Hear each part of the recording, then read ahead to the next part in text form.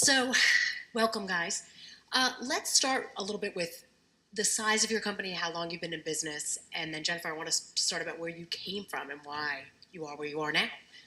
Okay, so I am Jennifer Shelgren with Intent Expert Realty out of Atlanta, Georgia, and we are a small boutique. We have 6 agents. I've been in real estate for 17 years, and we opened our brokerage in 2015, so we are very new. Good morning. I'm Paul Barbagelata with Barbagelata Real Estate. We are a 65-year-old established agency, an independent company in San Francisco, and I've been in the business for 27 years. And thank you for having me. You're welcome.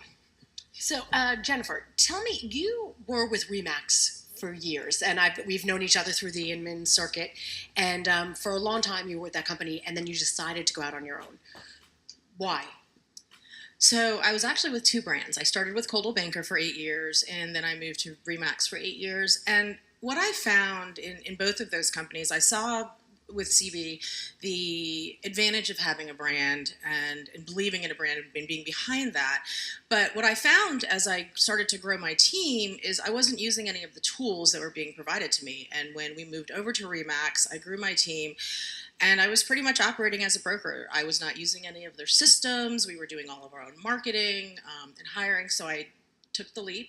And as we were building the brand with the team, I just felt that there was a disconnect. Who are you? Are you Remax? Are you Intent Expert? And we ultimately, what purged us forward is we found a really awesome building in the neighborhood that we serve, and we bought it, and kind of in an ancillary business capacity, we turned it into a co-working space, and our brokerage operates in a small portion of it. So that was the reason. And how many years was it total? How long were you in? 17. So it was 17. Yeah. Yep. Okay.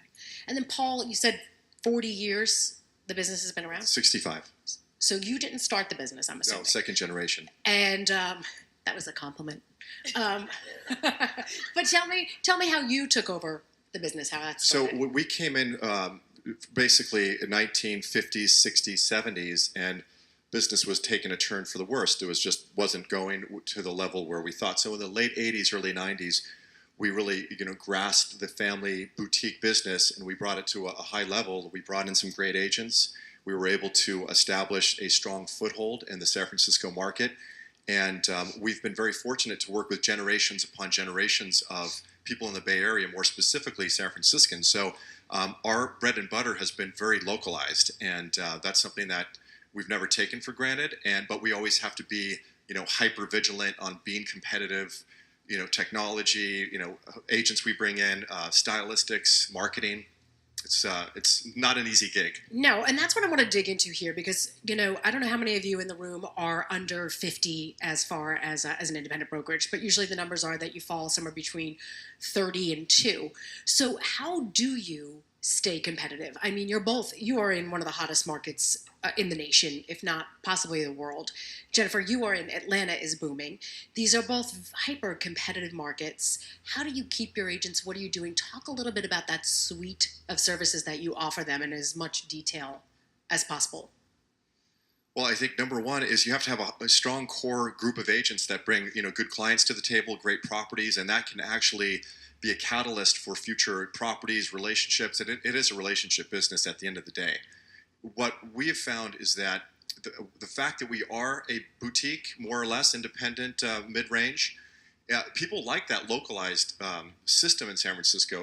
We're not a real, high brand national company here. So our localized, neighborhood-centric type of focus has actually worked well for us. And I think clients will say, okay, I'm going to interview a couple of the well-known names, and I'm going to give these guys an opportunity. So if we're part of that 3-party interview, just to be invited to the dance is really a big deal for us. So our agents actually are well prepared. It's first class in products, marketing, website, and signage. All these little details. We make sure that everyone understands.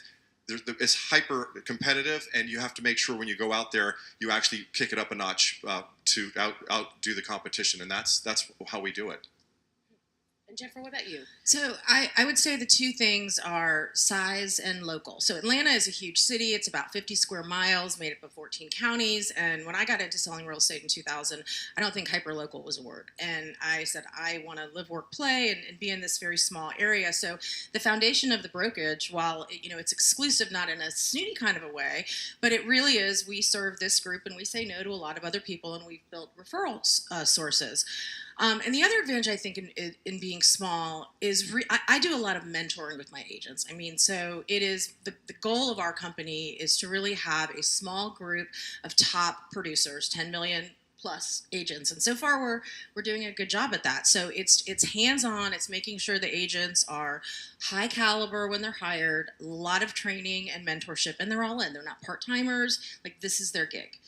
So, interestingly enough about you is I believe we met first really on Instagram. And I know, I guess a lot of people meet on Instagram, but I actually met Raj as well on Instagram. But there's something about those ones that we follow on Instagram that really drive the core of what it's like to live in a particular city. And I remember going through a bus through Atlanta with some other group, and they said, we should call In Town. And In Town was this person in this brand who I'd never met in person until later on.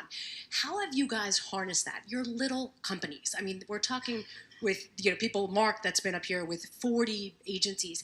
How do you take that and actually get brand awareness with people that never even met you? What are some of the, you've done that, I mean, what are some of the things you've done that are specific, that are controllable and purposeful, that you can give this audience that are easy, really, but you nailed it. I would say, it was spoken about earlier, but the community, embracing the community, not just saying it, but doing it, Crime Watch at your local office, setting up your if you have brick and mortar, and we actually embrace brick and mortar as well because it's good for us, but embrace your brick and mortar as a retail business. So do things, have a local artist, have an art show, or if somebody's doing a wine tasting, get the local boutique, wine company or somebody in the clothing business. So we bring in people from the community by embracing the community with results of using our brick and mortar.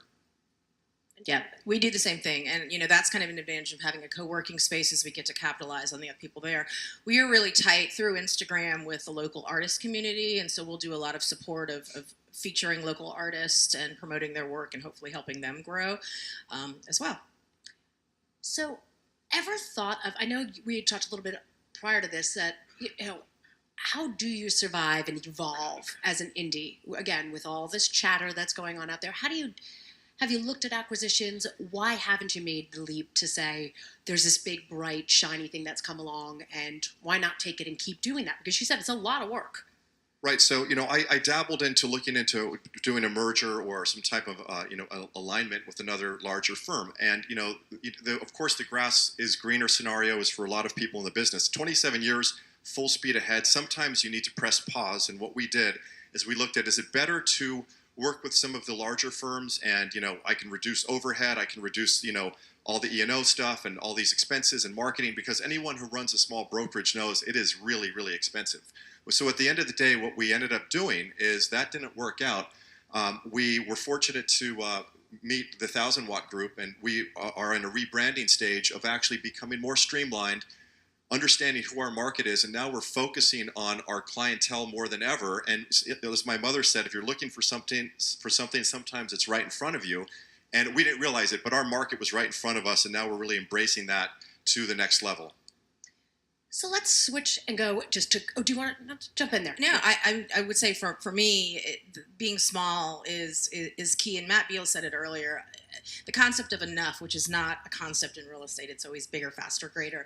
And I mean, for me, it was personal. It was a health issue. And I came back and realized that keeping it very small and manageable and having a high quality of life was hugely important to me.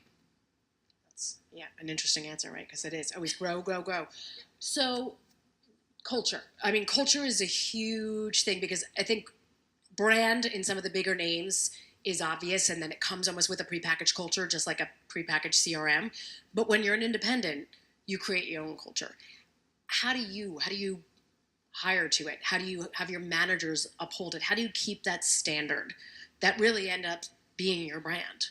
I think if you have a good stock of white wine in the office refrigerator, that the culture boom is like insane. It's really important when people are doing deals and it's at the end of the day, you need to unplug and everyone needs to just kind of stop talking business for a little bit.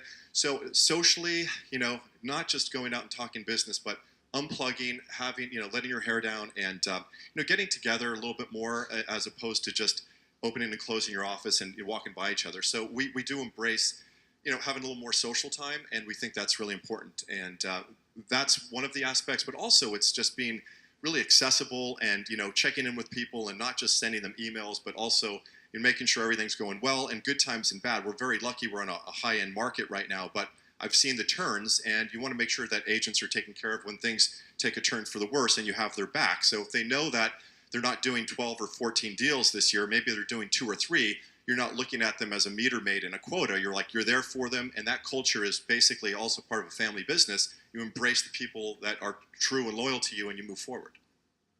Yeah, exactly. It's like a sloppy extended family, and for us, it's very organic. We do a lot of things in our office and supporting each other, going out on listings, and a lot of socializing. And so far, the team that we have, we really truly enjoy being together, and it's a great, like a family feel.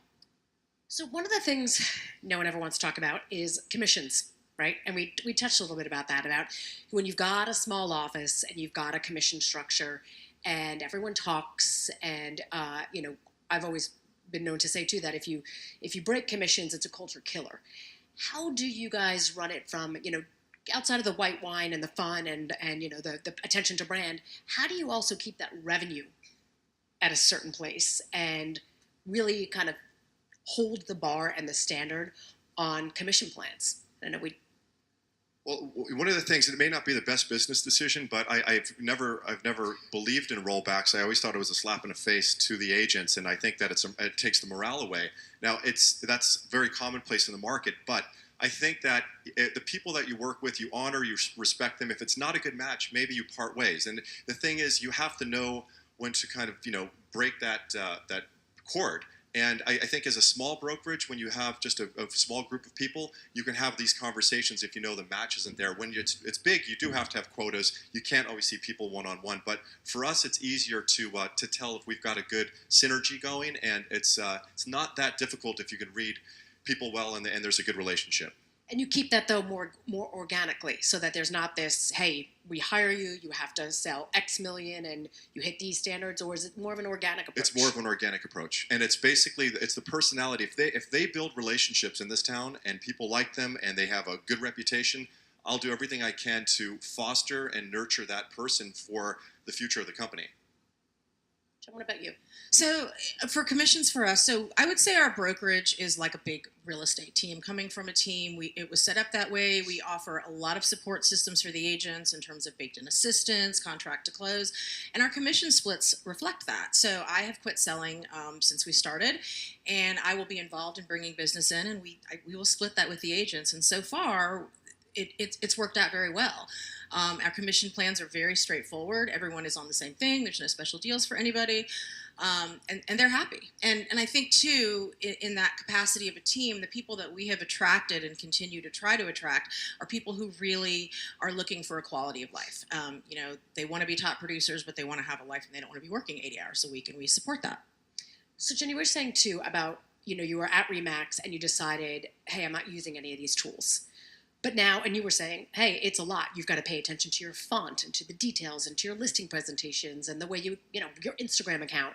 What are some of the tools, the vendors, maybe they could find them out there. What are the ones that you really feel are crucial in giving you sort of that support that you need to support your agents? Because you're building it all from scratch, right? I mean, you're either custom making it or you're signing on with vendors. Who are the suite of people that you have used to provide those resources to stay competitive? On the marketing side, we have in-house social media person that does our Instagram, takes care of our Facebook, but we really go organic on that. We have old photos of the city. We have things that show family situations of people buying their home with their pets or their kids. So that to me is really important. If you go organic with your social media platform, if you just have that thing going 7 days a week, it can be detached from the nature of what you're trying to do. We also, paperless with everything. Our files are all paperless. We're going sky slope for everything. We did dabble with the broker wolf situation. It wasn't as what we expected, but the sky slope for paperless for everything, including clients, agents, TCs, that's really been important for us.